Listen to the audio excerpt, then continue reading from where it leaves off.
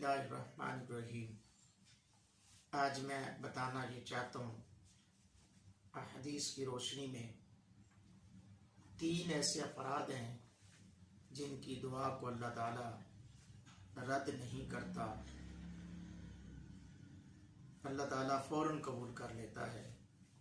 Number 1، روزے دار کی دعا جو وہ افطاری کے وقت کرتا ہے، کیونکہ اللہ تعالیٰ کی طرف سے دیا ہوا یہ فریضہ تکمیل کی طرف لے جاتا ہے، اس کی وجہ سے اس کی دعا کو اللہ تعالیٰ رد نہیں فرماتا۔ نمبر 2، مسلمان عادل کی دعا، یعنی بادشاہ ایسا جو مسلمان ہے، کائنات کا نظام عدل و انصاف سے چل رہا ہے، اگر انصاف کو ایک لمحے کے لیے الگ کر لیا جائے تو ظلم و ستم کا راج قائم ہو جائے گا۔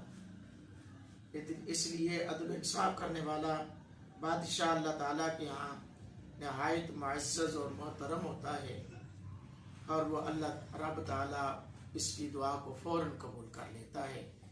نمبر 3، مظلوم کی دعا، جس پر ظلم کیا جا رہا ہو اس کی دعا کو اللہ تعالیٰ رد نہیں کرتا۔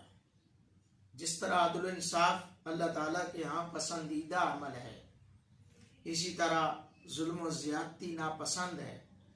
مظلوم پر ظالم کے ظلم کو اللہ تعالیٰ پسند نہیں کرتا، پھر ظالم سے انصاف لے کر مظلوم کو فراہم کرنے کا اس نے وعدہ فرما رکھا ہے، اور مظلوم جب بھی دعا کرتا ہے رب تعالیٰ کی بارگاہ میں، جب بھی ظلم جس پہ کیا ہوتا ہے، مظلوم جب بھی دعا کرتا ہے تو اللہ تعالیٰ اس کی دعا کو قبول کر لیتا ہے۔